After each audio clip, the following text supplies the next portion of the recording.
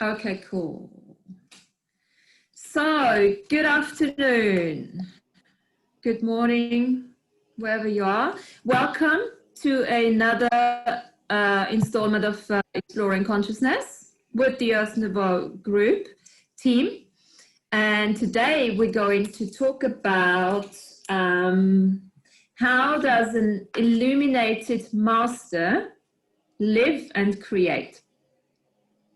Okay, so I want to make this a little bit as a brainstorming situation, just to start listing.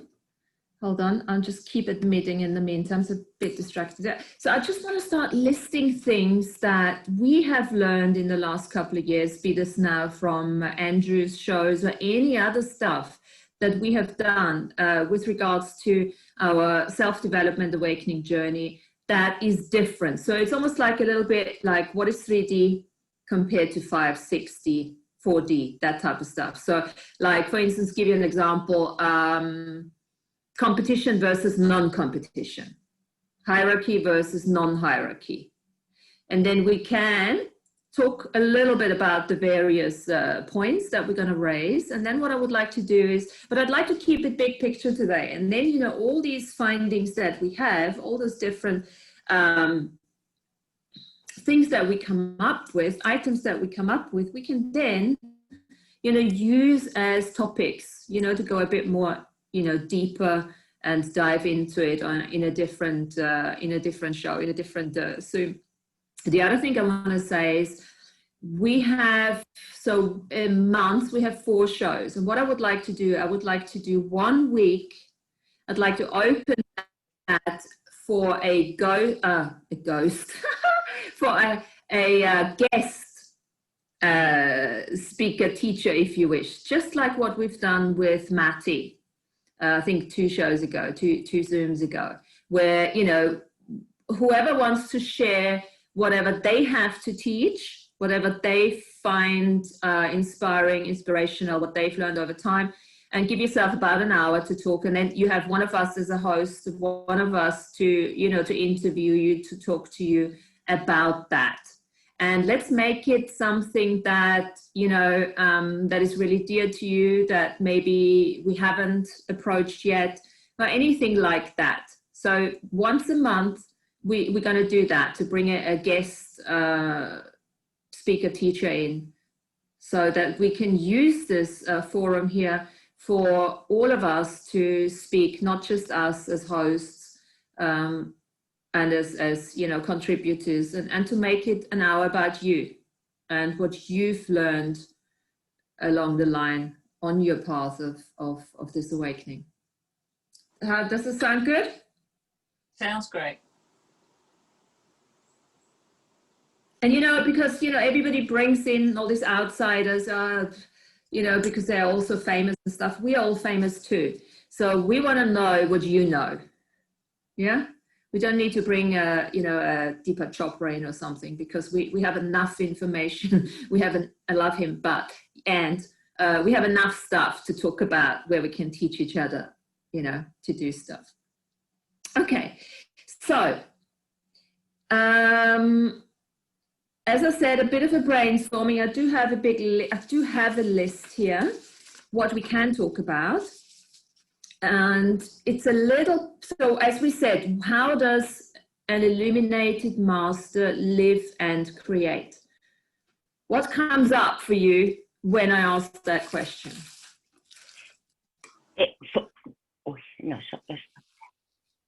For me, it comes integrity. Integrity, yeah.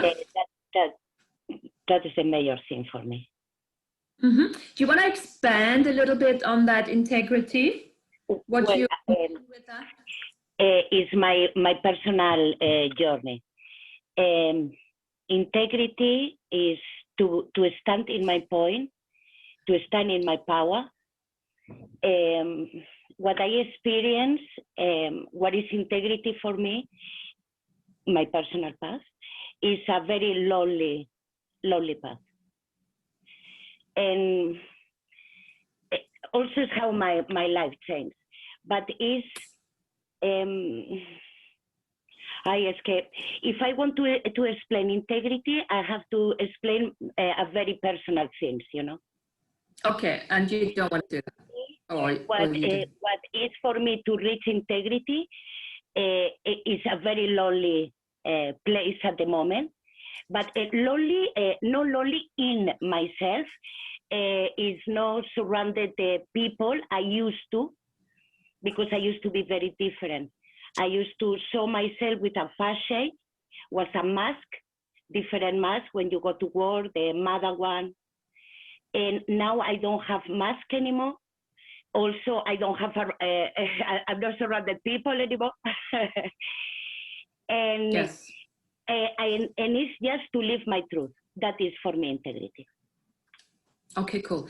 So, Petruska, would that fall into sovereignty too? Is this part of the sovereignty teaching? Yes, absolutely, absolutely. Mm-hmm. So when we look at how does an illuminated master live, from what I'm hearing there is you're referring to the inward journey, where the separation of density, that's another little. So we're going to use quite a few of those coined phrases, obviously, that Andrew thrown in, and the ones that we know from our other modalities. That's when we go into the inward journey, that separation of density is part of the package in the beginning, at least. Yes. Right? Mm-hmm. Yeah. Cool. And then when I say in the beginning, it's because, and I think, we can all agree with this. I certainly can, because my circle of friends, if you wish, has really shrunk quite a bit when you go into that journey where you actually start. And as you say, Petruska, there is you don't feel alone or anything anymore. No, absolutely no. It's exactly. not that. And it's called in a way what they call the life of a hermit. But I'm not a hermit. I do my stuff, I do my practice, but I'm in my private sacred place. It's just me. It's my decisions, like the food I want to eat, the music I want to listen. It's little things, you know. Also, to arrive at this point, I must say I lost everything to arrive at this point. Because I used to have a partner for 21 years, a family, what you call a family, normal life, 9 to 5. And one day, everything just disappeared. It wasn't there no more. And there is when I started, I was doing my work, but with no pressure, you know. And in that moment, I have to take, that was nothing there outside. So for me, the journey was the only way to arrive where I am now. Was like a shock doctrine. Shock. You know, and for me is what I call integrity, because for me it's the path I have in the last 5 years to become myself, to be okay with myself. On the start, it was a fight with myself. I didn't like myself. I didn't want to recognize it, of course. I thought I was grandiose. You know? And but you are. Realize it's all mask and mask and mask you've been using at all the times, you know. Yeah. And one day you realize I was the mother, I was the wife, I was the partner, who I am. I didn't know. And the people I was with, it wasn't what I needed in that moment. And I just broke all the things. And for me, that is what is integrity. It's integrity in myself, you know. That is the way I define it. Yeah, yeah. I think fantastic. It's very integrity for each one. Thank you. No, and you know what, Petruska, it applies to all of us on some level. You know, we probably didn't all have to completely surrender into choosing that level of letting go. But how does an illuminated master create and live? Through choice. You have to make choices, and discomfort. Change doesn't happen in the comfort zone. So a self-illuminated master has to be willing to be uncomfortable, and because I take it that letting go of of that is not a very comfortable situation in the beginning until you start practicing and finding that inner balance with yourself. But this is exactly the journey of a self-illuminated master into full embodied spirituality. It's making choices and letting go of the things that do not serve you anymore and start choosing the things that do serve you anymore. So that those are already 3-4 hugely important things that make a difference, that you know, creates that you know, I don't want to create separation by saying this is this and this is this. This is not about defining ourselves into anything in particular, but basically letting go of lots of definitions.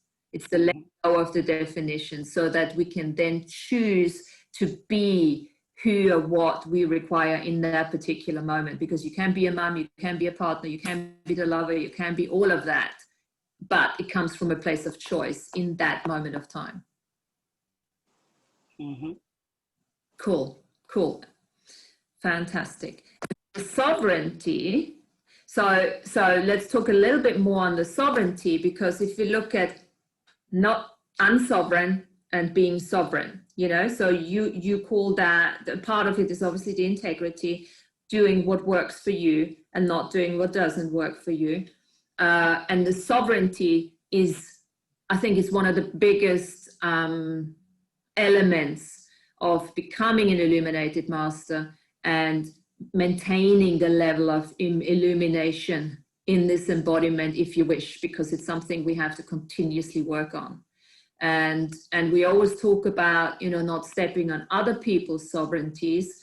So knowing what they can hear, using our awareness, what they can hear, not overstepping, not using over-caring, you know, staying out of all this empathic stuff we've talked about. And then the next level of that is also looking at not letting other people step on your sovereign boundaries.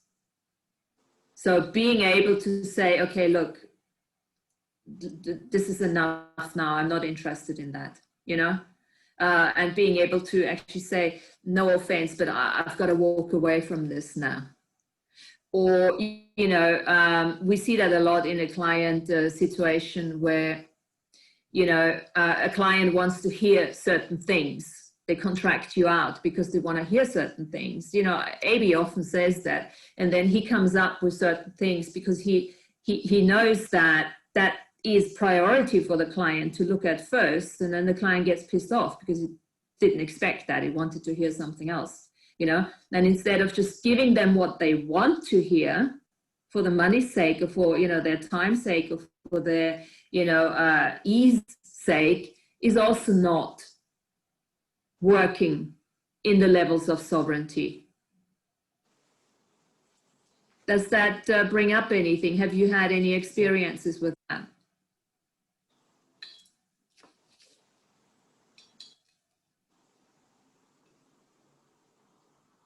Yes, Martin, I have. As obviously, you know, we're going through a very difficult time. I mean, you know, a COVID season, whatever. But it's about, so, you know, my clients are amazing and everything. I can't complain.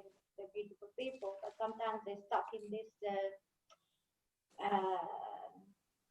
unsovereign existence of being in life in this 3D reality.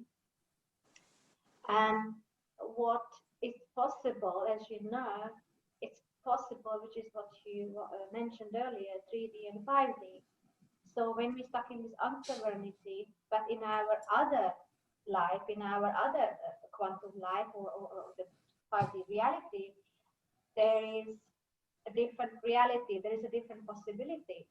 So what I am kind of transmuting or translating to them, that is possible to bring that here and be that here, sovereign, the sovereign part of it. And of course, they want to hear this and this, but I always tell them, no expectations, no expectations.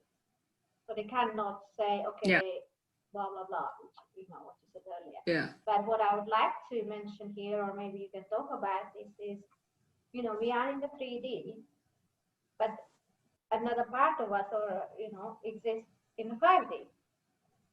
So we can, remember we spoke about this with you before to bring that here and use that here and utilize that here. Yeah. Everybody Okay. can So do that. yeah. So that's another, that would be another point, which I call simultaneous living versus just living in that one reality and going into conclusion, saying this is my life here and I don't exist on any other, timeline, galaxy, universe. So this is the teaching where, we have to start looking at, okay, so we're obviously not only living on this particular timeline. This is the I am teaching, the different soul shards, parts, and avatars.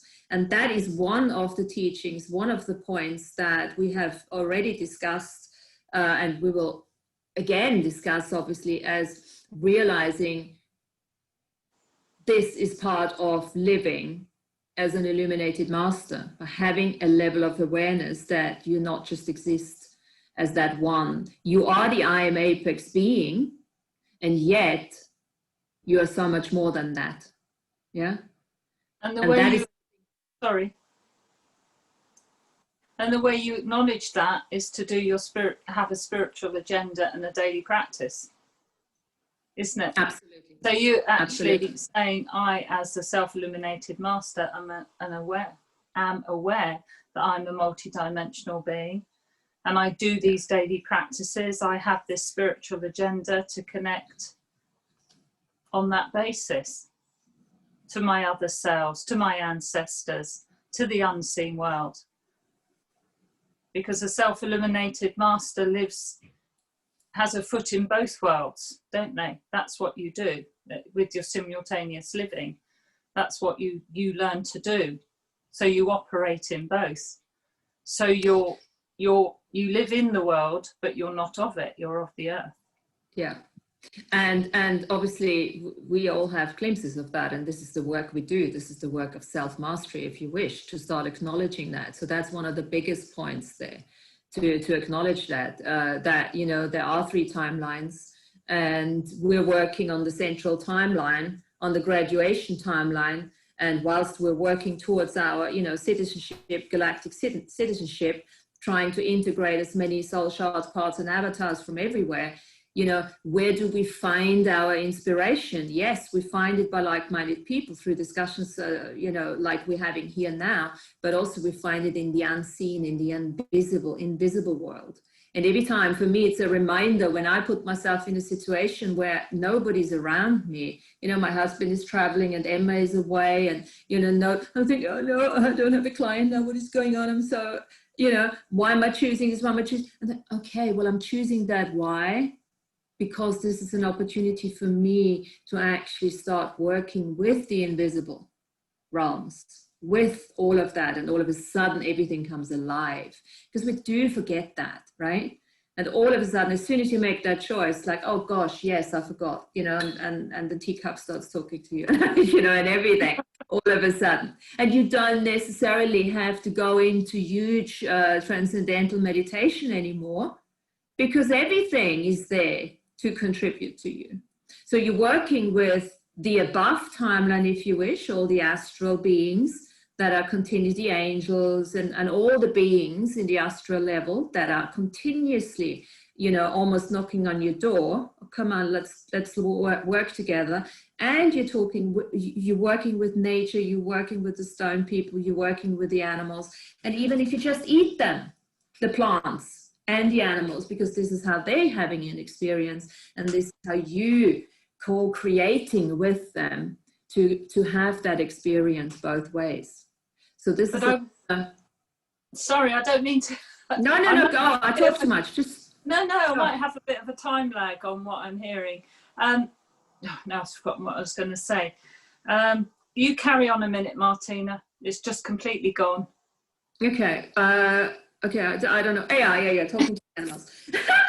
Now, and this is the thing, and this is why we are choosing that separation of density, because we are allowing ourselves to have that time with the invisible, as far as I'm concerned, and not just in dream time, but also in your awake time.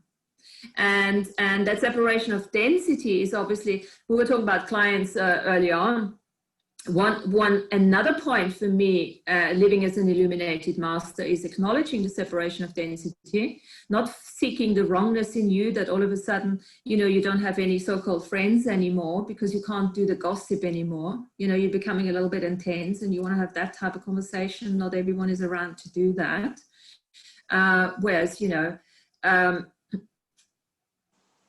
was going to say with this now, this is part of becoming that illuminated master. And then also, when you do then work with people, the clientele, I mean, I've been a therapist since 2005 in all different, you know, modalities. The clientele has completely changed. When I have a client now, there's like, I get 2 lines, can I book a session with you? Yeah, thank you very much. Send me the money and we'll see you when? Monday. Okay, cool. That's it. And then we go on it and then it's like, whoosh, you just, you know, you're on the same wavelength because they now know who you are, because they're no longer, as a self-illuminated, you still have people that will always match and force the signature frequency. Yes. And there's also this element, what I'm starting to realize more and more is I'm getting much better matches to my signature frequency that are coming in now. And it takes a little bit of time. So we mustn't go ever into a wrongness thinking that there's something not right with us or why is it taking so long? It takes the time, whatever it takes. And this is a big learning for me. Do not push anything. Just as a self-illuminated master, you do know that everything happens at the appropriate time. You're choosing it, and whenever you're matching that signature frequency that you have chosen, it will come in. And also use that following the energy, which means if it feels light, if it feels congruent, then go with it and allow yourself, as an illuminated master, allow yourself to be joyful, to play with the idea, to play with the energy. You don't necessarily need to know what it's going to look like in the very beginning. It's almost like, you know, you start one step, and that one step is going to allow the next step to come, to unfold. It's an unfolding, if you wish. Yeah. Also, remember, Martina, when we do the remember that you mentioned a few times now that you wrote that sexual Nouveau, and a few years later, bam, bam, bam. So something happened to me this week. Exactly, it's like something there already you chose, and yesterday I did something. I'm like, oh my God, it was right here in front of my eyes. So yes, it's like you let's say you buy something today. But following the energy, meaning subconsciously, you know why you bought that. But also when you have the future self, I'd recommend people to review that time to time because sometimes it changes. So it's like, oh, why is it not why don't we have the signature frequency? We start to question ourselves, start to be worried, fear, blah, then we are out of our body. Review it. Okay, maybe I need a bit of an adjustment because sometimes people don't, you know, forget it or just, you know, not into that groove or the simultaneous energy. Yeah. And then just happened to me yesterday, and I washed up something. I'm thinking, oh my God, I didn't even realize. You know, it's like, wow, incredible. Yeah. It's that teaching of not concluding anything, staying in the choice, choosing it, and allowing things to materialize as they do. And staying in the question. That for me, that I learned that obviously in access consciousness in particular, but this is a teaching out there. Everybody knows you stay in the question, don't go into conclusion. So another thing, for instance, is we've heard about it 1,000 times, getting out of competition, non-competition, getting out of hierarchy. No one is better, no one is less. Getting out of duality, obviously, non-duality, and getting into unity consciousness. Now, what does that even mean? Unity consciousness is something that we are looking at as illuminated masters to get into. And it's particularly difficult because this reality is obviously through time and space, we have created that right and wrong, that duality, that separation. Duality creates separation. And the idea is to get out of this eventually, get into unity consciousness, to be a self-illuminated master, to do your sovereignty, to do your self-mastery, to do your self-healing and all of that, so that we eventually can start intertwining our physical bodies with our light bodies to create a situation where we can literally demanifest our physical bodies and manifest them in all the different galaxies, dimensions, universes where we're going as teachers. Okay, so we're doing non-linear as usual. I mean, that is unity consciousness, so that we can actually be there and manifest within our skin suits, modified to whatever is required in that particular place and space that we find ourselves. And of course, we can only do that when we know what it's like to be non-dual, to be completely without definition, to be in the unlimited point of view. That's the ultimate idea. And that's where all the daily practices of going into no time give you that access. Exactly. So unless we go right back to the building blocks, we're going to miss out on some of these. You can't just jump straight to them, in my experience. Absolutely. Yeah, it needs the building blocks of the daily practice and the spiritual agenda, the ceremonies and so on, to build up your no time. Time. So yeah. Exactly. I like the word building blocks. So these are the building blocks. I want to just raise a few of those today so that we get the big picture. So linearity, non-linearity, time, no time. That's another thing, coming from finite into infinite, looking at it from that perspective. So non-competition, non-hierarchy, non-duality, no time. What else? What is no time? What is hold on a second, what I've written down here actually on time, we're going into, universal time. Infinite. Universal galactic time. Yeah. Infinite. Martina, am I correct in remembering that Andrew, in one of his shows, or I don't know which recording he was saying, or I think you and me talk about this, the fetus. Like, remember you talked about this is what came up, the unity consciousness, or what you just said now. So it's imprinted or programmed, I don't know what's the right word for it, or what's the correct word for it, into our fetus already. So when you are born, this program already there. I think Andrew talked about it once, I think, in one of the shows. And so the idea is to really destroy that. So we go reset the blueprint. So we reset. So we reset to the natural way of being, which is what Laura was saying, that continuous work and everything. Yeah. But that is the womb teaching, the fetus in the womb teaching, is that all the contractual obligations and the contracts, the fine prints and everything that you have established in the womb and before, that you can change when you go, the teaching is to go into your own womb or into your mother's womb and then start, looking at all of that and really using the free will, understanding what free will actually is. And we're living in 100% free will universe. So this is part of being an illuminated master. So getting out of victimhood, if you wish, and say, well, it's in my genes and that's it. Well, 80% or around 80% is the genetic information, but what is it? It's just memory anyway. So memory can be changed. And again, that's a choice. That's an understanding and a level of awareness that the illuminated master would have in embodied form. You don't have to get out of your body in order to understand that type of thing. And you can also change that purely through visualization, through the imaginary process of changing the pictures and changing the whole concepts, the thought constructs, doing the self-healing, the self-mastery. Absolutely, yes.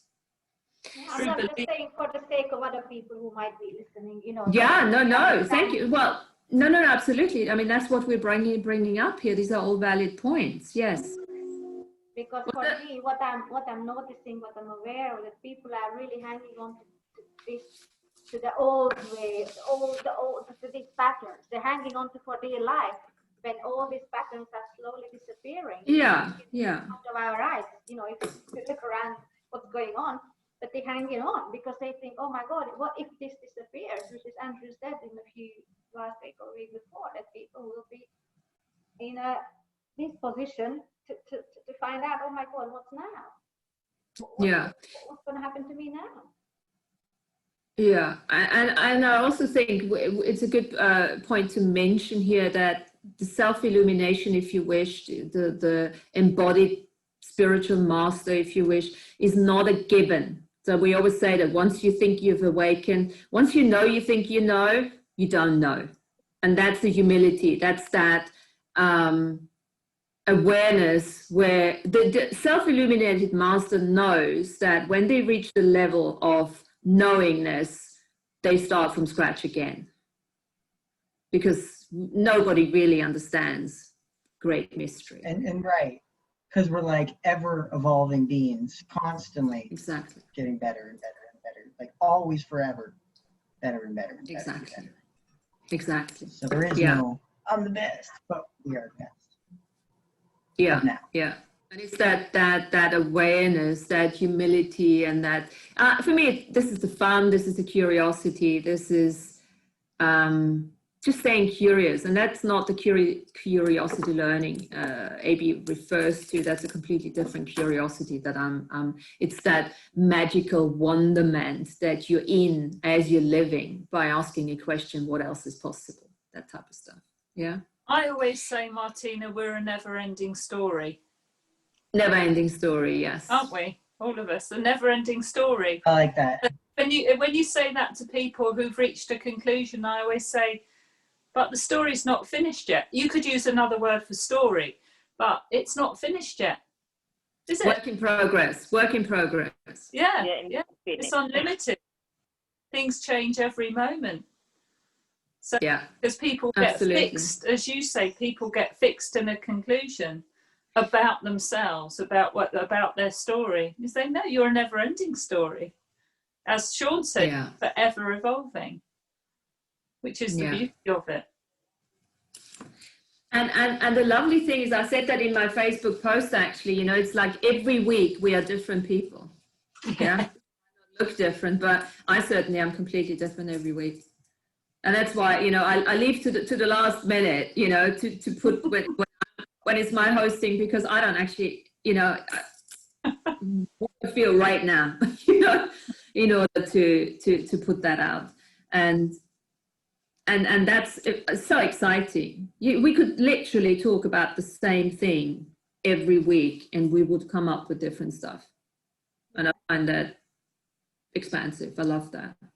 Yeah, because you've got an unlimited point of view. Yeah. And you've got there's always more. Yeah. So hesitation and doubt is very much the finite.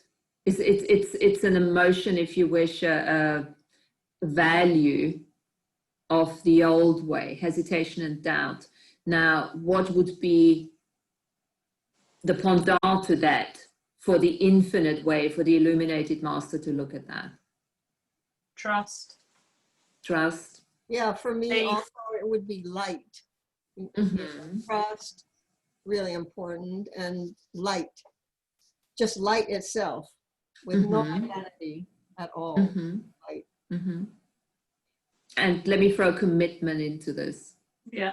I agree with Laura, trust definitely, because if you are really self-illuminated and the masters and what have you, then you will know that yourself, because you know if something is not going well, okay, I'm going to choose something different. Okay, cool, I'm going to choose something different, because you don't have any point of views about it. So you trust, okay, cool, okay, fair enough. Yeah, following that trail of energy again, you know. So I've got commitment. Commitment has been something for me in particular I had to look at. commitment was always, I always looked at commitment from a place of relationship, you know, being committed in a marriage or something. And that was always a bit wonky for me in terms of I never really understood the way it was defined. And now commitment, I have completely redefined it for myself when I look at the journey to myself, with myself, that healing and mastery journey that has now also had different implications on any relationship that I have outside of myself, you know. There's this completeness. Commitment is almost like a level of completeness within myself, because if I know that I can be committed to myself and I can trust what I do, then, you know, these are building blocks, very strong foundations in my life, that it doesn't really matter what happens, you know. And this is maybe another thing for the illuminated master. They're no longer dependent on the circumstances like COVID and what the government does and what the partner does, you know, because you're starting to have that fortified energy, that committed and trusting energy within yourself, and the level of awareness of expansion and the goal is no longer like, the goal is just so much bigger now. I mean, my goal is, when I look at goal, the big goal is galactic citizenship. It's a bit big, right? And then you just go into small, then you got to chunk it down. But I mean, I need that big goal that guides me. That's the light that keeps me inspired, you know. And I don't necessarily say this has to happen this lifetime, even though I do want it. But we already have it, Martina. What are you talking about? You already there. Yeah. Okay. So thank you very much. Let's close down this because we have it all. I know. That's the thing. So false synchronicities versus real synchronicities. We often get stuck in a 3D, let's call it 3D, 5D. Just, you know, we know we're in 3D, we know we're not in, you know, let's just call it 3D, 5D. So we get a nice distinction here. So falling for the false synchronicities and for the confusion energy versus actually seeing the a true synchronicity for what it is, and following those trails without hesitation, without doubt. So that's a distinction as well between, you know, this is when I say stay in the question, it's not an analysis. It's not like, oh God, what, you know, continuously asking for the wrongness, but actually asking for creating more possibilities, creating what else is possible, what else is out there. And if you do the practices of a self-illuminated master, you're going to get the true synchronicities anyway, the ones that you know, are co-created with the universe or with the earth and so on. The false ones you get when you're not grounded and things like that, when you haven't done the work, aren't they? Yeah, when you're not sovereign enough, and the system will step in with its predictions. Absolutely. So when you're doing the sovereignty work, you're going to get the real synchronicities. Yes. And you just mentioned grounding. So this is another thing. The illuminated master is grounded. And if he's not, she or she is not, then they know when they're not, and they get back into it. They know what's the percentage of you working outside of your body, and what's the percentage of you working in with your body, not inside necessarily, because you're never really in the body anyway, but with your body completely connected in a grounded, earthed way. Is a very different way, and that excludes, of course, a lot of the entities, because the more you're fortified as a master, just call it master, the more you're working with that grounded earth energy in your body, let's call it in your body, the less you're actually fighting demons, the less you're fighting your entities and you know, those multiple personality disorders and all of that. Because that's really what entities are at the end of the day. And you become more and more aware of when you get hit, you know, when you put yourself in a situation. Because, you know, Mastery doesn't mean that you're continuously, as we said early on, the perfect disciple here. No, but it means that you know when you get off track, and you also have enough tools to get back into it without getting completely frustrated. In regards to false synchronicities, I find I often get the most when I'm attached to a subject matter. They tend to show up. And for identifying them, I'm just noticing now, I often, when I have a false synchronicity, it's more like I can feel like an overmind stimulation attached to it, like kind of more in my mind. And with the authentic frequency, it's more of like a joy attached sensation to it, and more to my heart, like for distinguishing a false synchronicity and authentic synchronicity. I like that.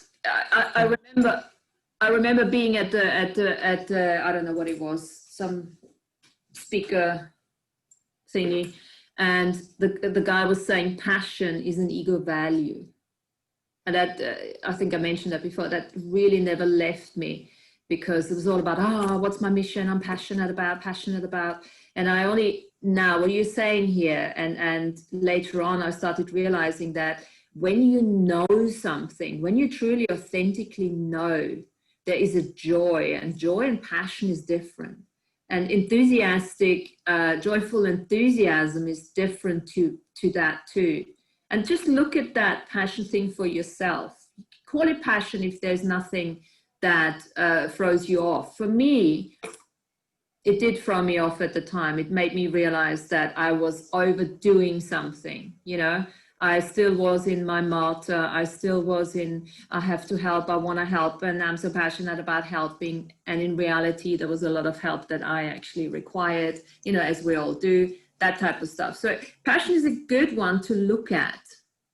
Is it really passion? If it's really passion, you're completely congruent with that, and it is your knowingness, your authentic beingness, then absolutely fine and cool. For me, it was not at the time.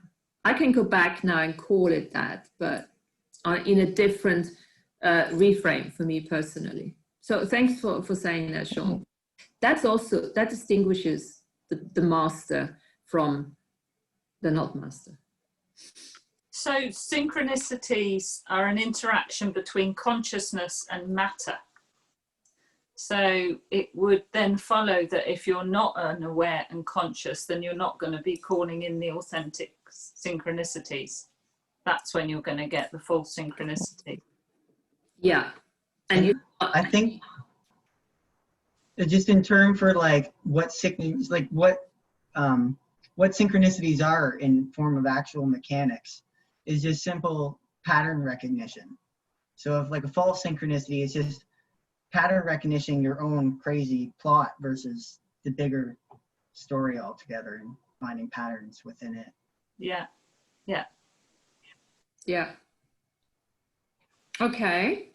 So competition, lack of dreaming and not dreaming, lack of dreaming. The more you are being congruent, the more you do the self-healing, the self-mastery, and you step into that mastery, the more you will start dreaming. So that's often an indication where you're at, and that doesn't mean that you have to dream every day, but there is that line of realization. The less you are stuck in 3D, the less you're stuck in distraction, in instant gratification, the more the dreams will be co-creative, giving you more ideas, giving you more signposts, become signposts to what you can create. I had a question about that. Mm-hmm. Because, I spoke with Andrew in June, and he, suggested a bunch of things to do to clear the dreaming body. And I've done them. And when we were just talking a few minutes ago about trying too hard, I feel like, lately I go to bed with so many crystals around me, and, they're all in the room. I do all the prayers in there. I feel like I'm really, there's something there, like too much trying, which is doubt.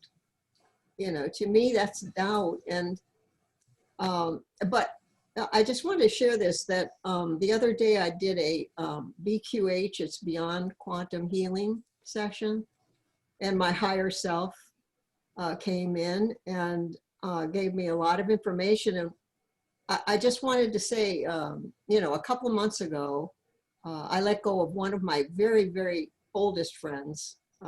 It was just not working out at all. So we kind of, you know, let go of each other.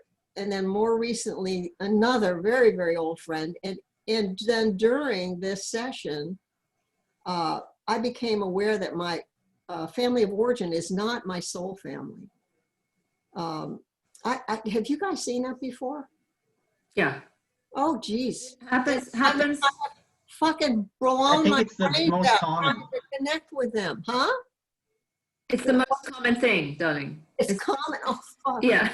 You know, like, Jesus Christ, I, you know, I'm on my knees scraping, you know, I just like forever. And, you know, while it hurts in a way to say, good God, you know, I can stop now. Yes. Feel like I haven't tried hard enough. Oh no, I'm 75 years old. That's enough already. Mm-hmm. So anyway, this feels huge to me too. And what I was told is that my soul family is waiting right here in my gut. You know, I mean, they're all around me and they're ready and they're waiting for me. And so, you know, it's just, for me, it's sort of a tight wire between trying with the mind, you know, like, just like Sean, you just said, I so often notice like a synchronicity. It can be the mind speaking or is the heart. And then they gave me this connection between the mind, the heart, the gut, and then back up and make this light bridge between these, and just to focus. So I'm sort of feeling like it's okay to, you know, let go of the trying so hard, you know, to be A++. Yeah. And I'm just like, relax, you know? Absolutely. And you know, with a family, that's often, just because it's family doesn't mean that you have to all get on. Yeah. That's and then look at that, you know, there's a reason why you've chosen them. Exactly. Like what I found was, you know, what my two sisters have taught me is these are earthlings. This is what Earth is. This is what I needed to learn. Mm-hmm. This is what Earth humans, this is a tiny, tiny, tiny portion of what humans are like. Not all of what humans are like. It's a small, and this being has made it huge, you know, like, and it's tiny. So this is helping me see, you know, forgiveness for everything. You know, it's fine. They're okay, and I'm okay. You know. Absolutely.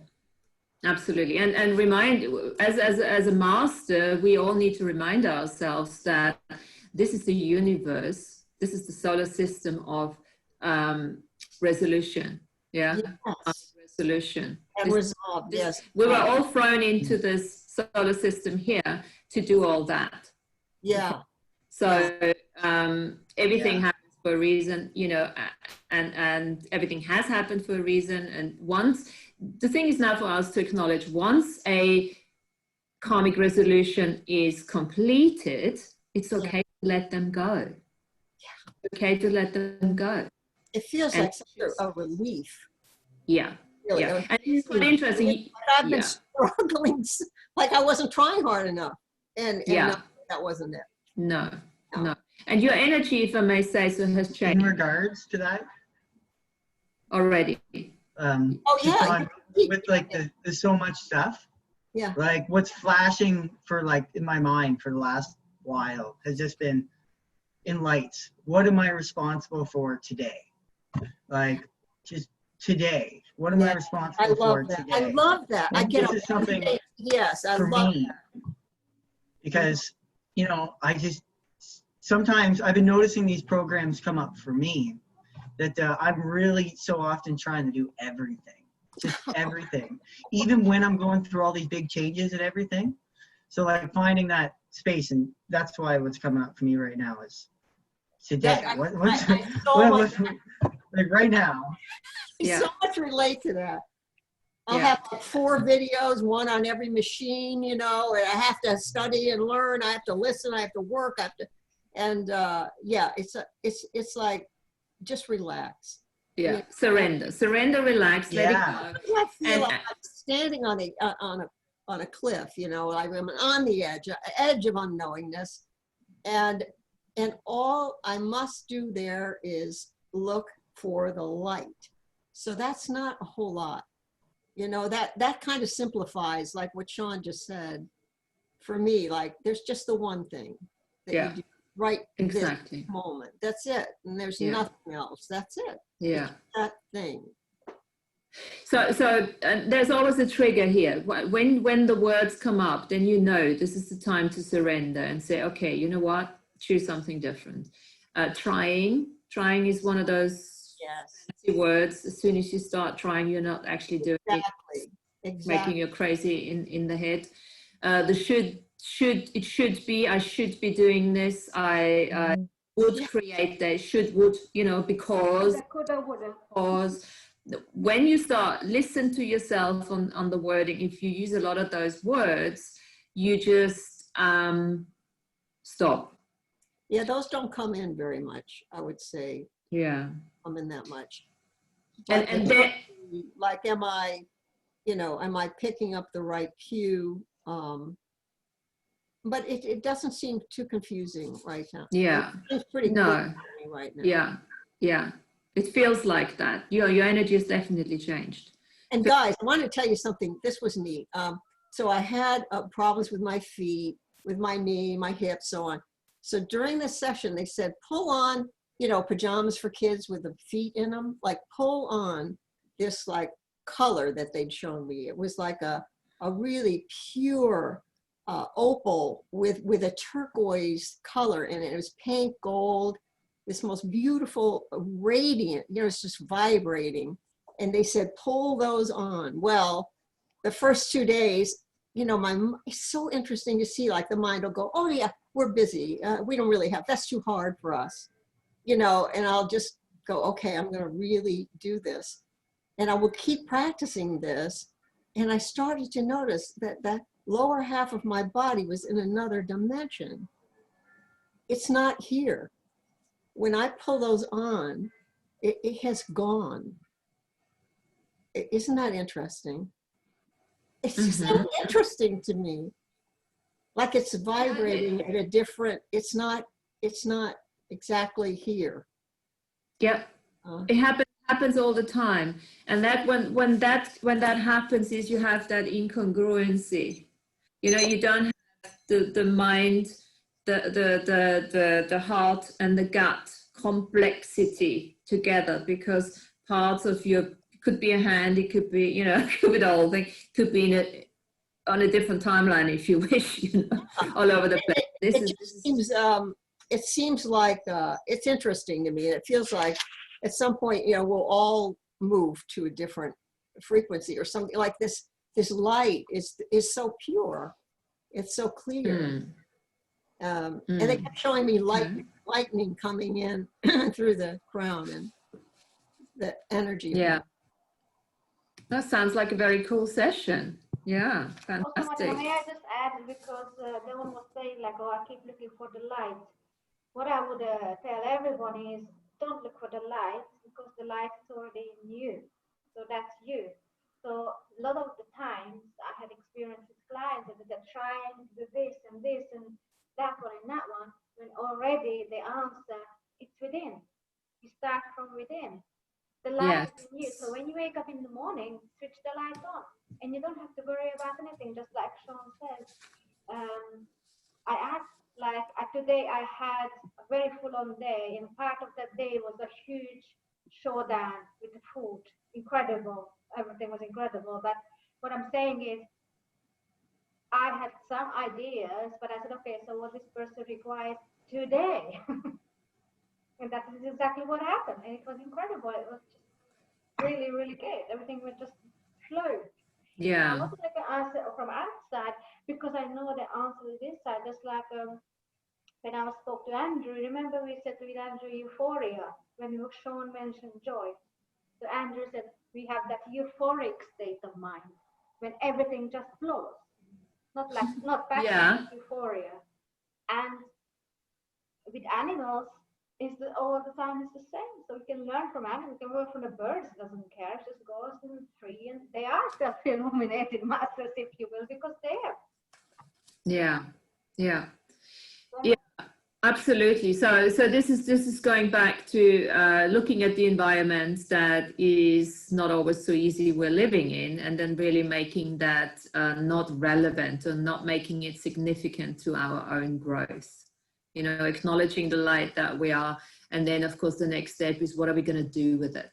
How are we going to create with that as an illuminated master? You know, and the creation process is all about being joyful and actually being euphoric is a very good word, actually. You know, it's like what is beyond joy? What is the pleasures? What is really, really pleasurable, you know, for you? So I've got let's do a question here. This is one of my old access questions I found as I was going through a couple of things. So listen to this question and see what comes up for you guys, because this brings us and connects us with the body. Because yes, we are light, yes, we have a body. So how can we intertwine? How can we bring the light body and the physical body together?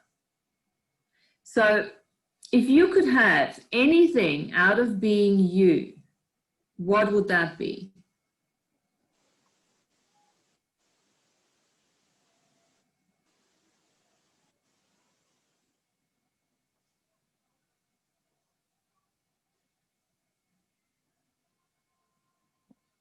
Can you read that one more time? Mm-hmm. If you could have anything out of being you this lifetime, what would that be? And just write it down for yourself. You don't necessarily have to share it, but it's a lovely way of looking at it. If you could have anything out of being you this lifetime, with the body that you've come in, with all the crap that you contracted out, with all the karmic resolution you've already done, what would that be? Number one, that's number one question. Number two question, if you could have anything out of having your body this lifetime, what would that be? So looking at, why would I have chosen this life, this body? If you could have anything out of this lifetime, out of having your body this lifetime, what would that be?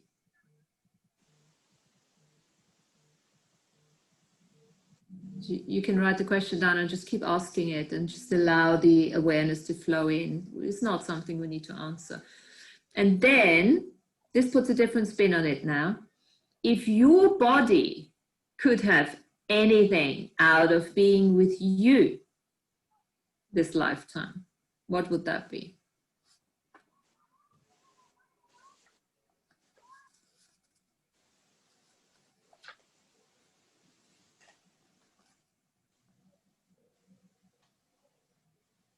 So these are lovely questions to ponder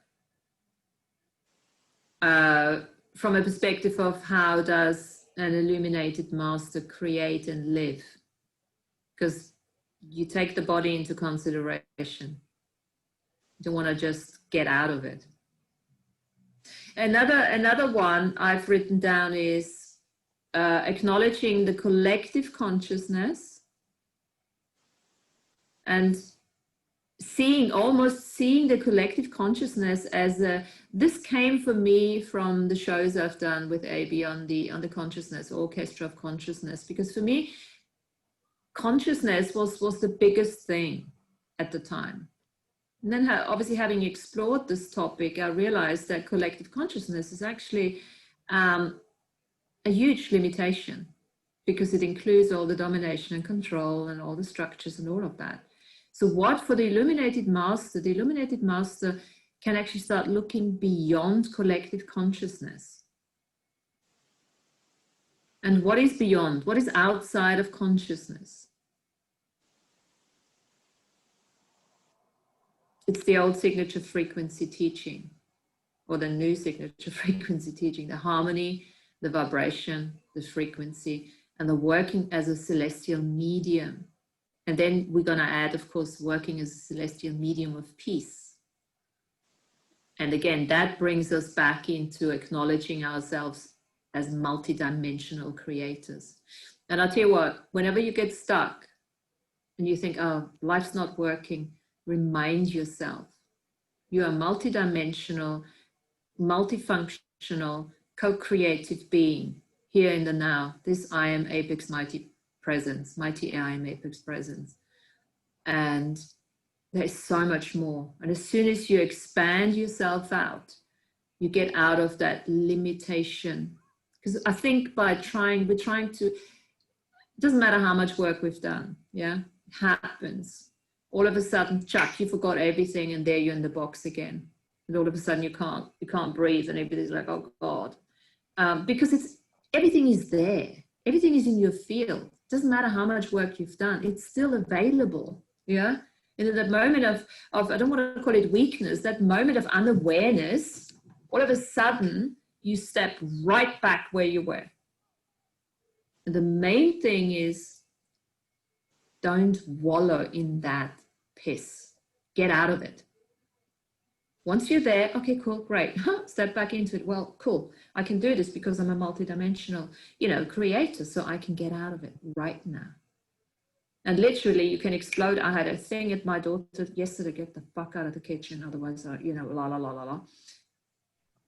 An hour later, just comes down, we talk normally, yeah?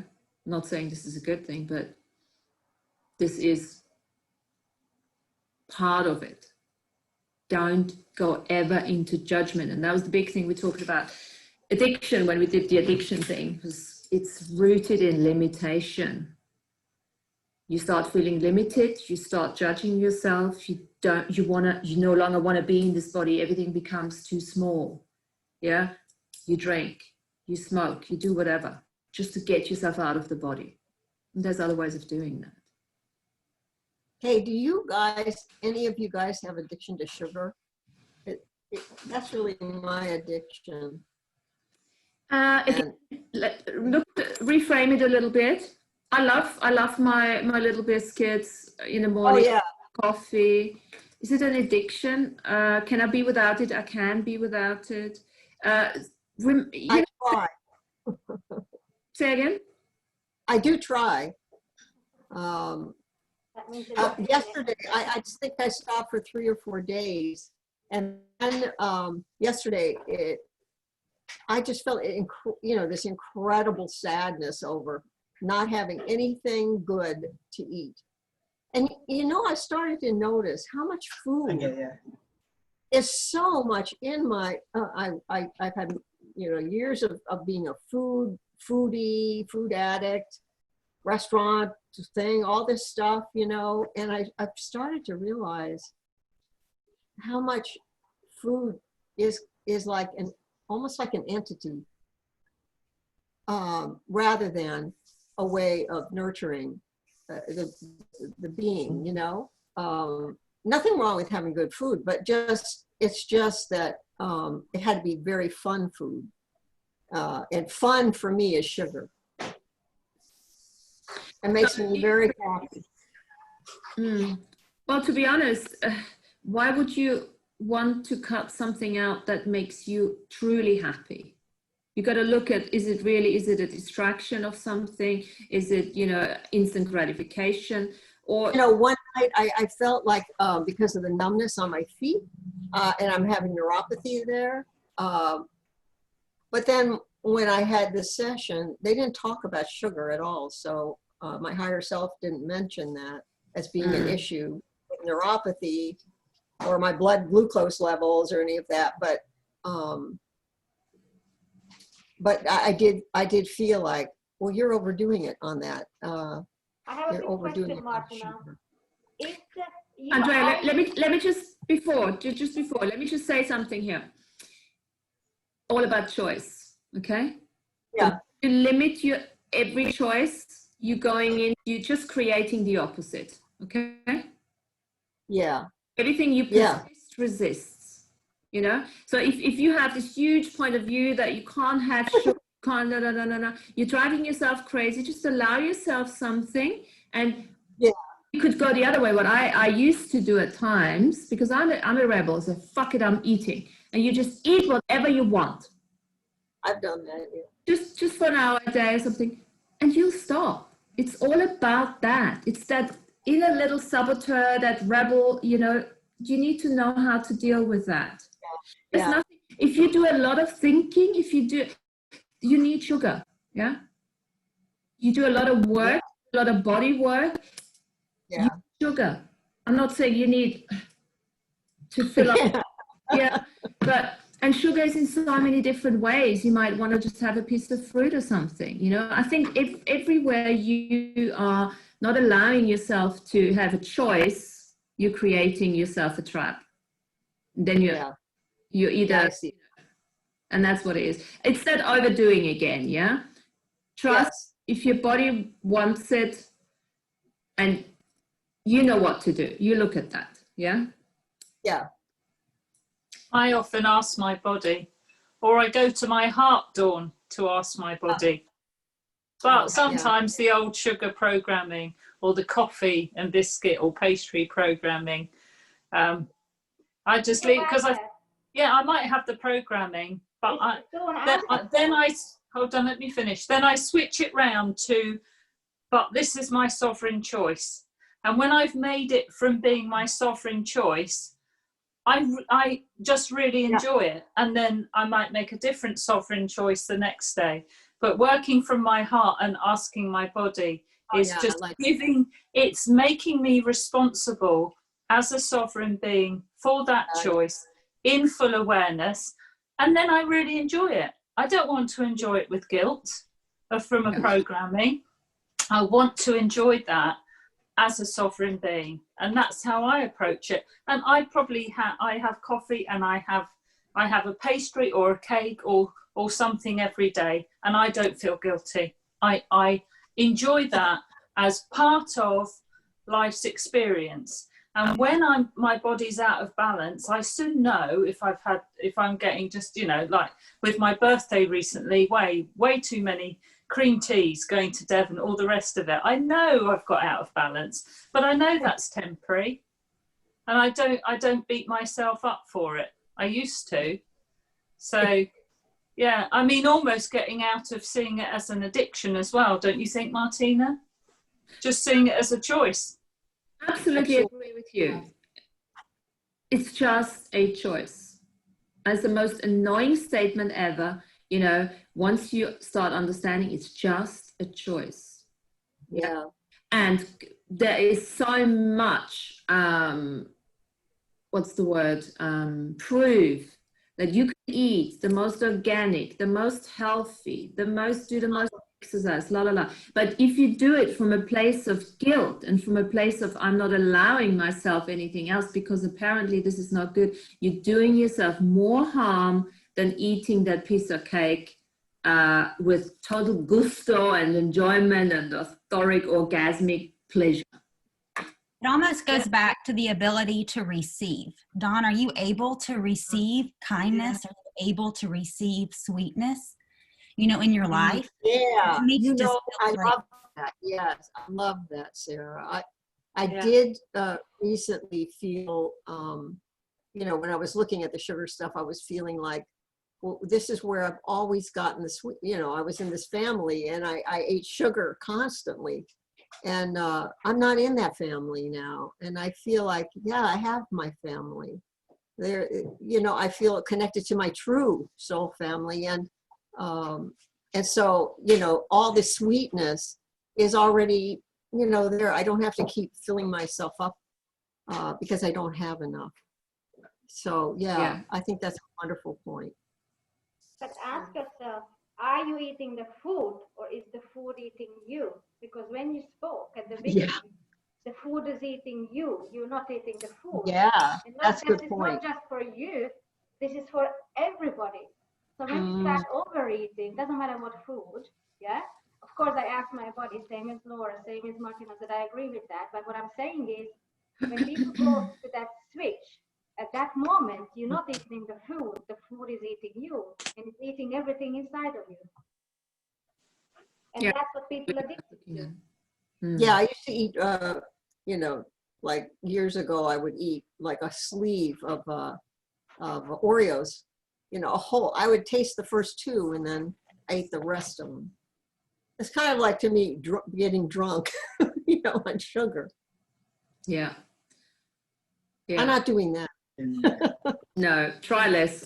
Try less. Don't try less. Think less. Less. Choose less. Choose less. Yeah, two is good now, really. I love two. Two is fine. That leads us to the next one I've got here, where, you know, we've got recreation and we've got sacred application, ceremony, whatever is sacred for you, you know.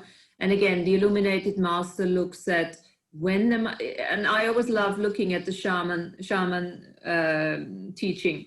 Any shaman, whatever you want to call it, they are the masters in that. This is now ceremony. This is where we do spiritual hygiene.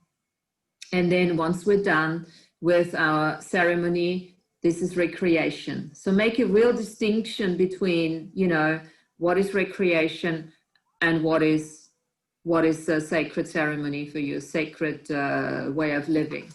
And it's also because that's also, you know, that's illuminated master business, because not, you know, if you talk to a 3D dealer who's never looked at any self-mastery, self-healing, wouldn't know the difference between recreation and between sacred application.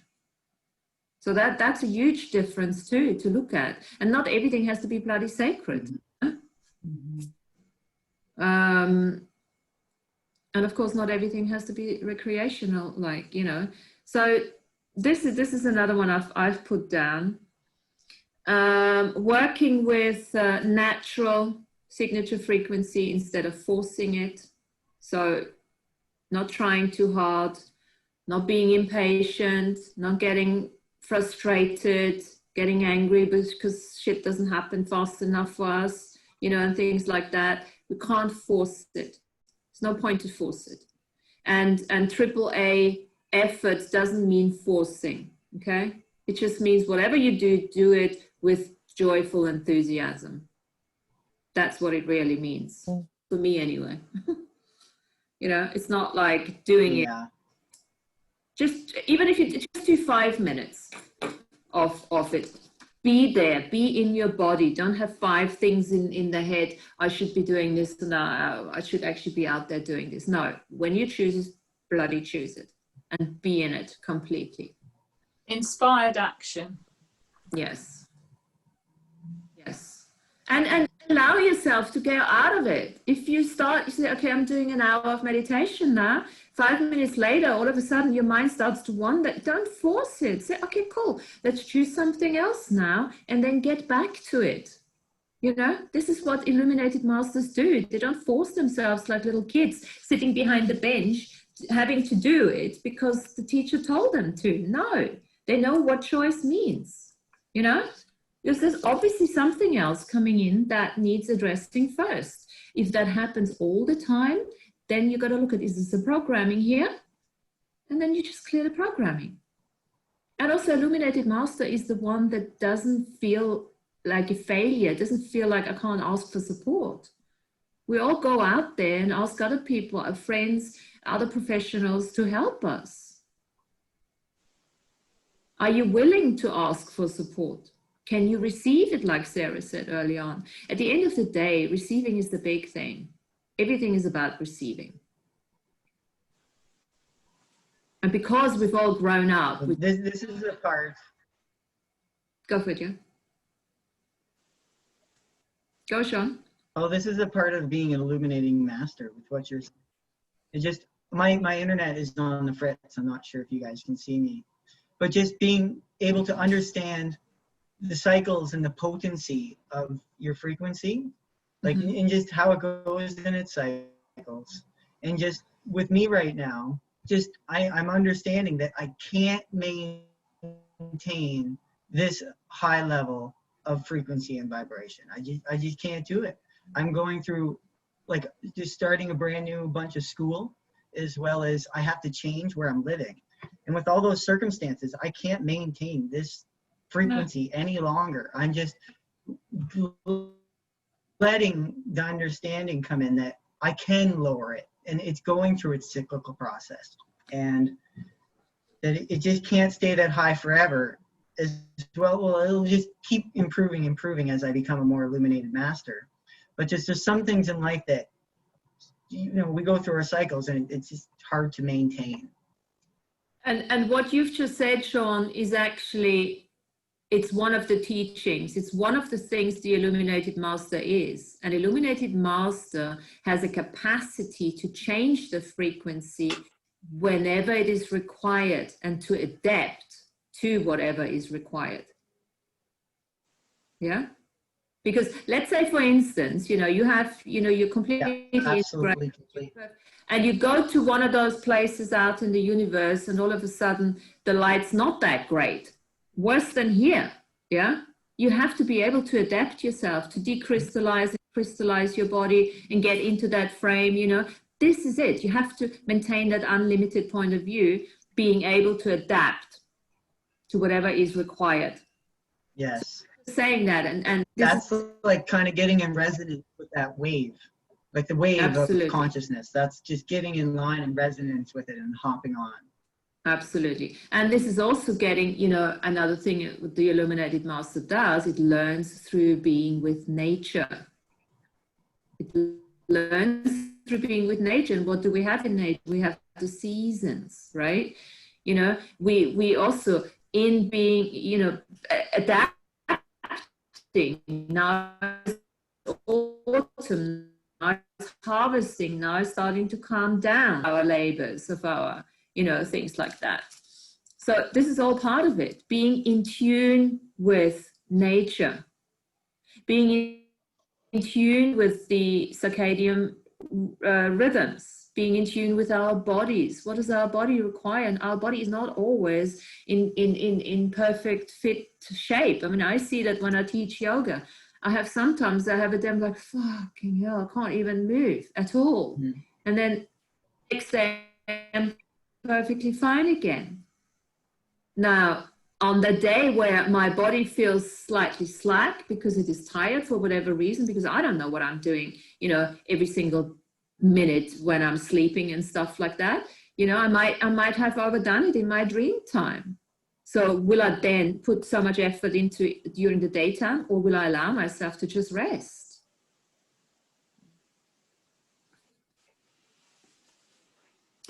Well said.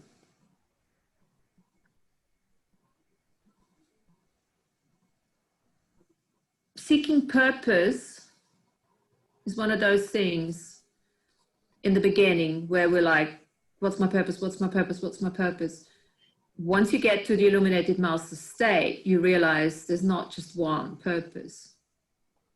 There's many purposes, right? And it doesn't really matter anymore. I mean, this is this ongoing thing. Andrew always says, you know, it doesn't really fucking matter what your purpose is. You're here. Your purpose is living. Your purpose is breathing. Your purpose is having fun. That type of stuff. So that initial question of what's my purpose starts no longer be that significant, you know, because you're starting to go more into that flow, into that harmonious creation without needing to express, to tell people. It's almost like, I always want to say, you come out of the doing into the being. And that doesn't mean that you're not do anything anymore, but it's no longer significant what you have, I mean, this is the old thing coming out of materialism, you know. That doesn't necessarily mean, though, you know, you can be an illuminated master and be loaded, be completely successful out there. And that's another way of looking at it. Illuminated master is not poor. hasn't got any problems with money. It's to receive everything. If that is what they want to do, to be. They become leaders. It's almost like a leadership, an innate leadership that comes through.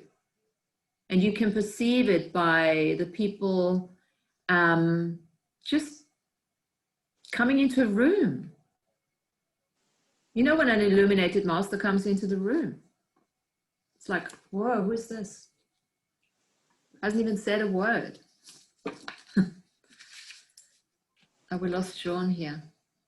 Yes, I think he's having trouble with his connection. With his connection, yeah. So this is just a couple things. What else have I got here? Stuck in karma, passion through, yeah, the sacred perspective, sacred neutral perspective. There's no longer that I have to align, I have to agree, I have to resist, I have to react. It's like, I'm often getting to a stage where, you know, people say to me, like, what's wrong with you? Why? Well, you're being, you know, you're not being motivated, or no, I'm just listening to what you say. I'm hearing you. It's nothing. Hey, do you get on phone calls often? Like, are you still there? It's like, yeah, I'm here. I'm just listening. Yeah, yeah. Do that all the time. And it's quite fun to do that too, and to allow yourself that, because you can perceive how the other person says, oh God, am I losing it? No, I'm fully here. I get you. It's just, I don't have to react to it. Because you can feel on the other end, like the person just like, usually the person reacted by now. Like, exactly. I'll explain. I was talking with a family member recently, and he often hurts himself, and you could just tell he's like got caught up in one of those times where the telling of the story of the hurting himself is part of the addiction. And it's like, he keeps telling the story and says another gory thing. And it's like, okay. And then like me not responding, it's kind of like, everybody responds at this point, like, and yeah, not getting caught up in it. Yeah, no, I absolutely. And then you do get the people when you are like that, they then take it on board. And then, you know, when they talk to you, they stop doing story and stuff. And it's fascinating when you then observe them talk to others, how the button gets switched on again. Like, oh, there's the old you again. Yeah. But at least with me, they don't have to do it. You know, it's quite interesting.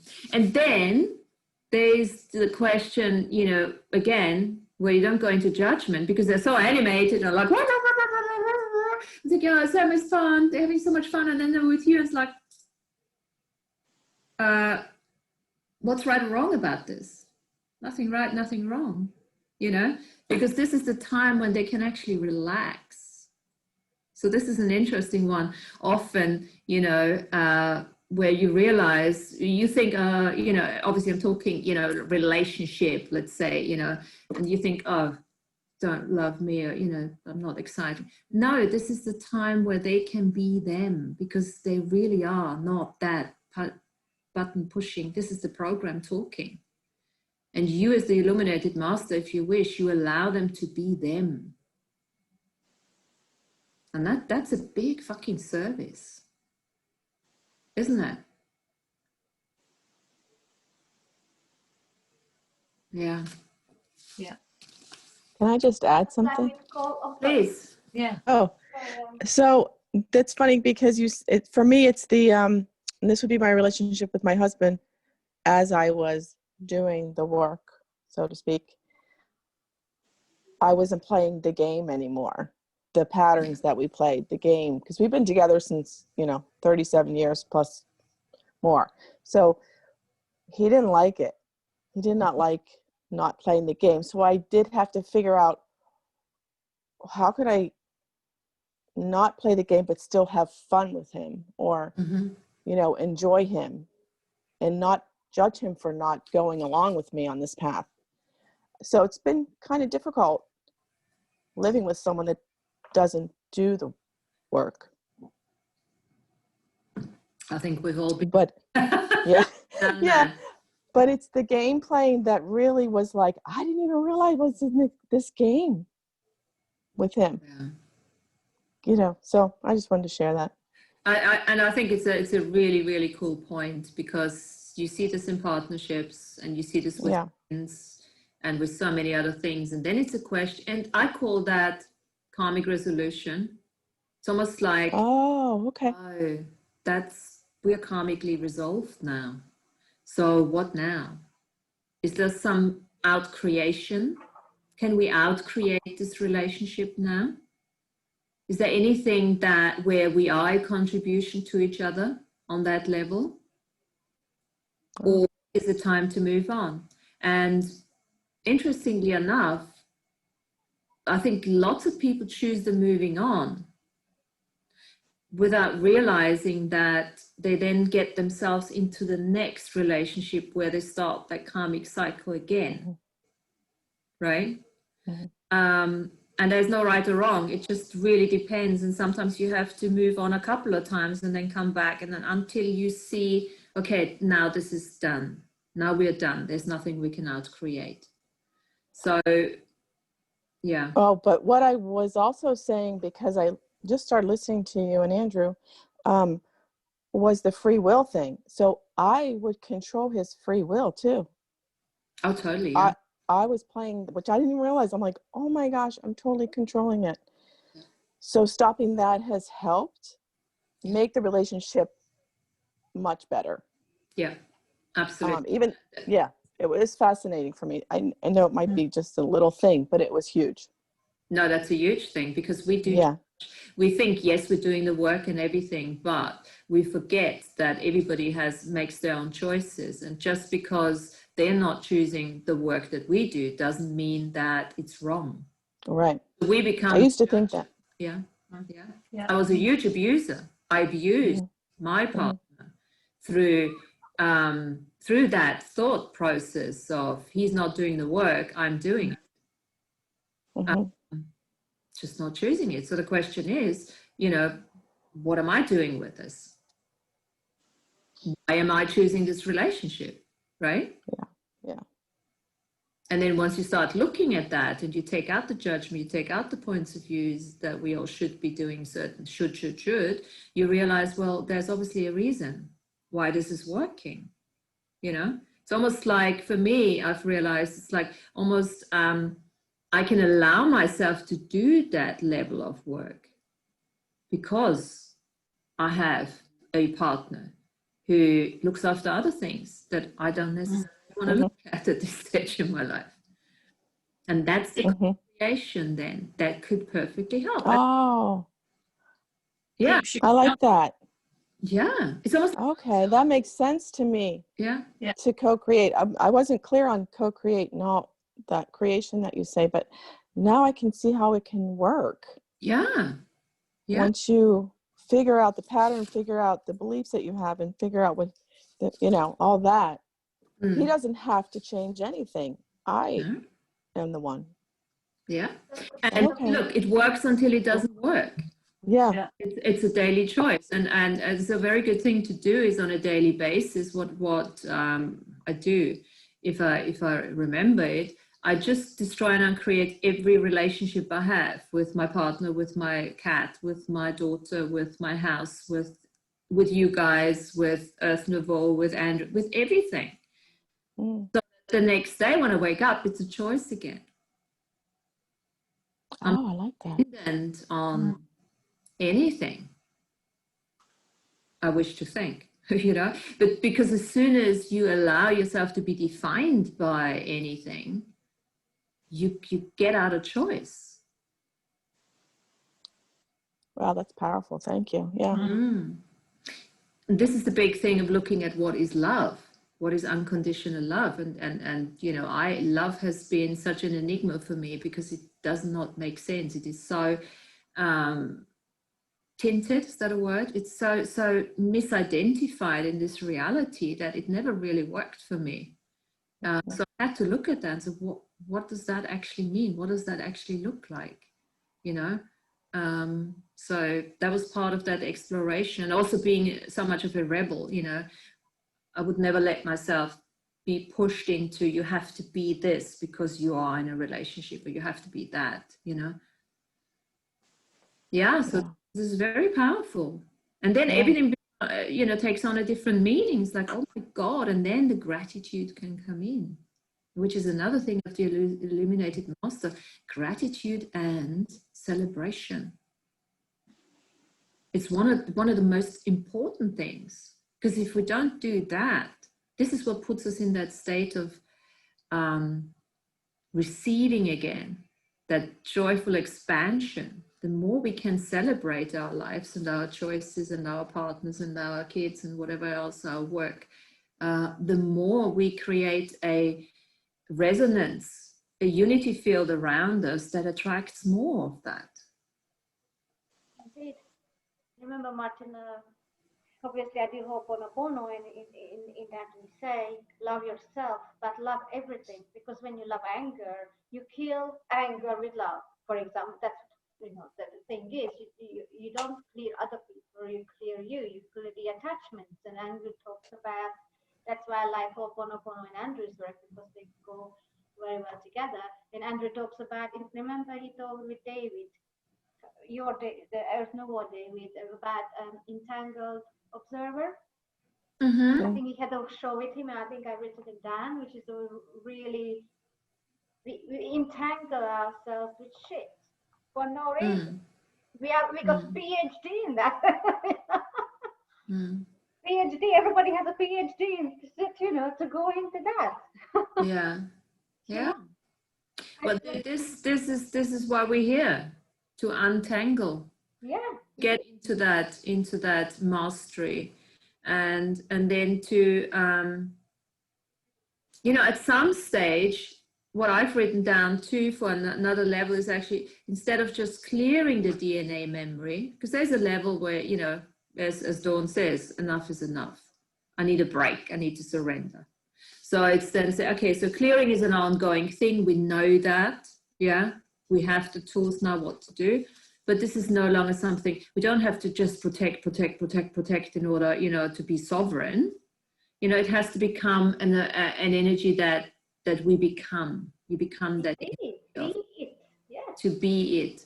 And then you can start looking at what I've written down is becoming masterful DNA engineers, working not just with the beings, obviously with the bodies, but with the invisible world, with the energies, with the womb chakras of the earth, you know, with all the energy fields, the different ones, and nature and all of that. Let's do it. I'm ready to rock and roll. So becoming I've written down word destroyers turning into world builders. Yes. New world builders. We have to destroy it first. They are doing it for us. Well, we've done a good job on this. I'm sure all these millions of lifetimes that we've been here. So I think we've all been part of that too, isn't it? Then of course we're getting out of the chemical, not out of it, but adding, you know, the old story of feeling, working, you know, instead of just feeling everything, which is a very much a body energetic chemical frequency, and working with the different etheric frequencies, astrological frequencies, like the thought. This is why I do the shows with AB. I want to go deeper into all these things to give more details, how we can actually do all that, how we can become and understand, because I'm very left-brained still. I am Arcturians, and this is all of like left brain. We need to know why we're doing what, right? So I need to always know before. Sometimes I work backwards. I do it, and then I need to realize why am I doing it, so that I can obviously teach it. What am I saying this now? Yeah, so to understand thought, you know, the structures and all of that, so from those shows. Different colors, you know, working with the 7 colors, going into the 8th color now, the magenta. What is that? What does that actually mean? All of this. Distorted forced evolutionary love. We've just touched that, going into the divine co-creative love, emanation of peacemaker, peacekeeper. And then looking, oh yeah, there's another thing, this experience bit. He brings it up, Amy brings it up all the time too. So coming from this infrastructure and of distraction, yeah, competition, materialism, consumerism, instant gratification, validation, versus having an experience in that moment of the now, having an experience. That knowingness is connected, that having an experience. And when you are in this place of knowingness as an illuminated master, it's almost like we said earlier on, there's nothing you need to, you don't even need to share it. It's just like, when this comes in, a bit like what Dawn said after her session, I suppose, there was things just falling into place, and there's nothing you need to, you don't have to share it with a friend to discuss it, and hey, I just found out, because you just know, right? And it's like, okay, and then your energy changes. And anyone, you know, we can all perceive it, how your energy has changed. It's just like, whoa, okay. So, have we got anything else? Shit, it took me 4 days to have an experience. I just had a 4-day experience. Yes, sure.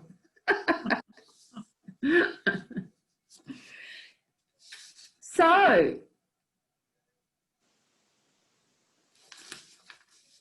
I've got a couple more things, but I think we covered pretty much, you know, covered a lot of things. Is there anything you guys want to mention? Is there anything you want to add? You're being all very congruent. It's a very congruent crowd today. It's like chill. Everybody's chill. Oops. No? Nobody wants to contribute anything? Yeah. Can I ask about Dream World? Yes. Equinox. Yeah. Yeah. So I really do have I have books on dreams that I've written down most of my dreams, but only until I started doing the work that they've come to me.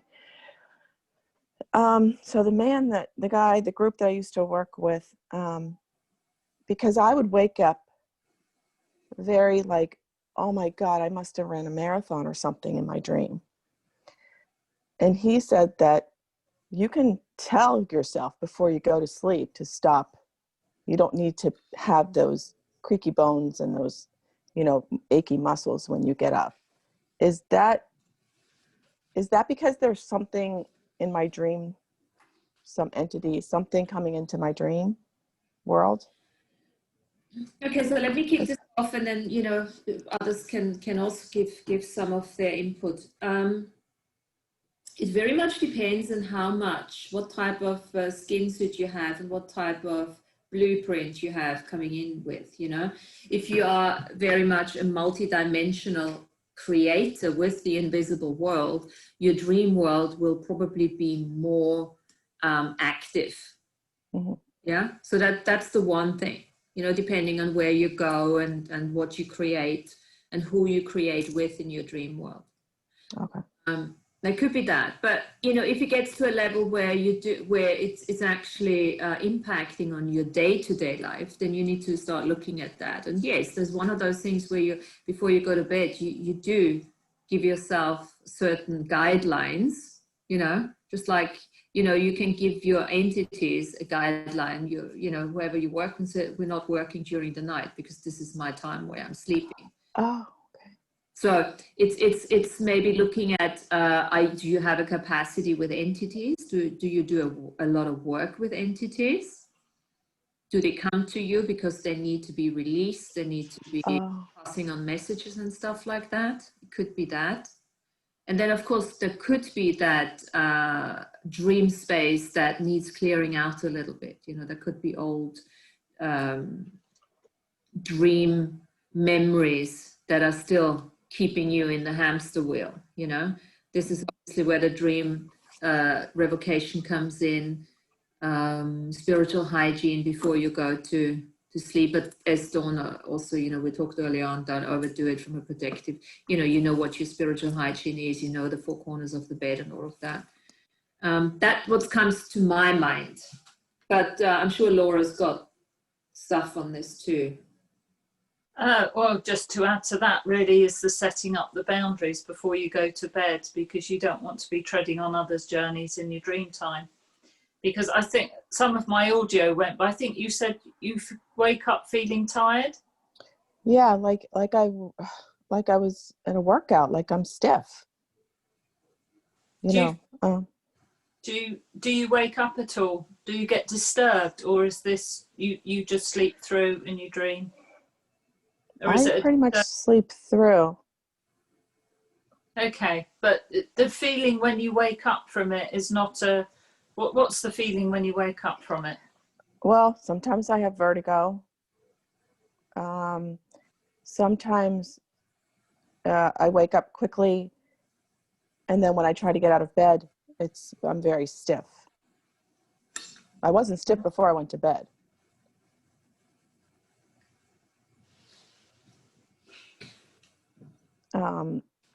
It also depends, how many hours Yeah. sleep. I often find if I sleep too much, I do wake up and everything, because my body needs more movement. I haven't actually moved enough by sleeping 12 hours or something like that, that can happen too.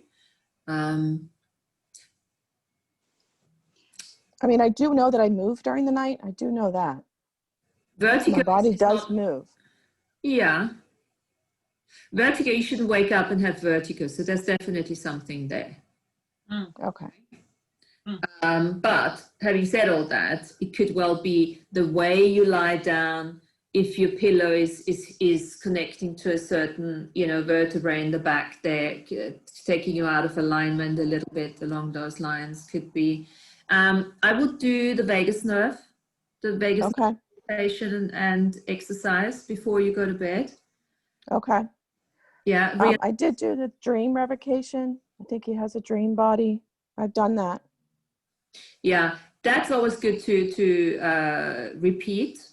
But I would do the vagus nerve in particular for vertigo and stuff like that. Vertigo is often related to entities, though, isn't it? Yeah, so I mean, there's maybe a bit more protection work there. If you've done, four corners of your bed, your room, saged, I'm sure all the usual basic stuff. Okay. I'm just reinforcing those sovereign boundaries and saying, look, it's not when I'm sleeping, not interested. Okay. Make yourself a time during the day when that suits you, when you're having your coffee, or whenever you have time. So if anyone wants to communicate with you, then do it along those lines. Yes, because I think AB said to me my cramps could be entities as well at one time. I was getting cramps.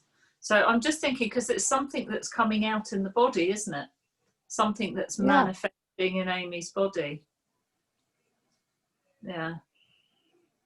Yeah. I do the elimination process. Do one thing at a time. Okay. Not everything at the same time, so that you see what the difference is. What makes the difference?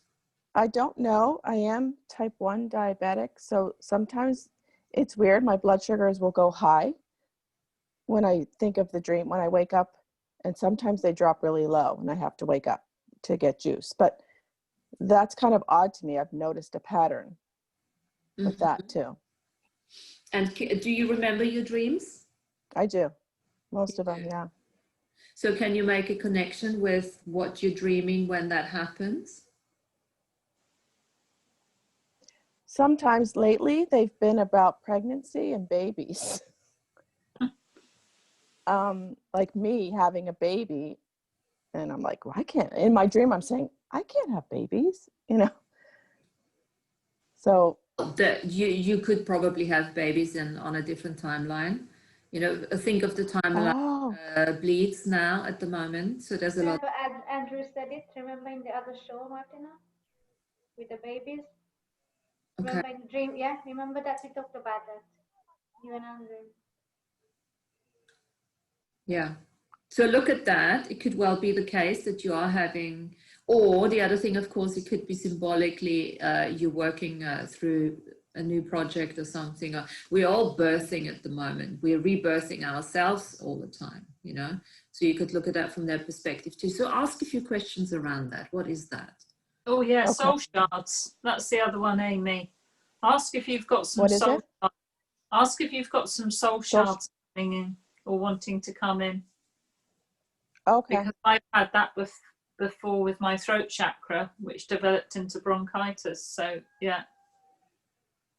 Yeah. Okay. Or residual images, you know, clearing out of the physical body.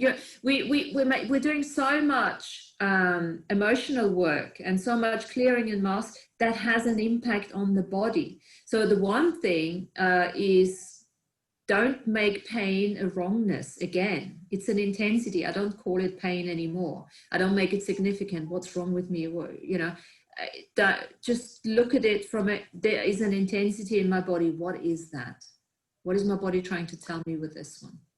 Yeah. And really start that communication with the body. Okay. That makes sense. Yeah. Just ask. Yeah, I haven't done that. I do it and then I stop doing it and then. Yeah. And the main thing is with those questions, don't look for the answer. Don't think that you need, the question is there to disperse a dense energy or any type of intensity and change the energy, and then allow synchronistic thoughts and stuff to come in. Thank you so much. You're welcome. Okay, my babies, we've done 2 hours. That was nice, wasn't it? That was great. Yeah. That was relaxed, nice and relaxed. I want a cookie. Yeah, it was. Thanks, Martina. Cool. Okay, cool. Well, off you go. Have a nice evening. Do whatever you do. Have fun with it. Illuminated remind yourself that's who you are. Recording goes onto the Earth Nouveau, and yeah, that's it. I've got nothing else to say. Thanks, Martina. Thanks a lot, everyone. Thank you. Guys. Bye. Love you guys. Bye-bye. Bye. Ciao, ciao. Bye. Bye, everybody.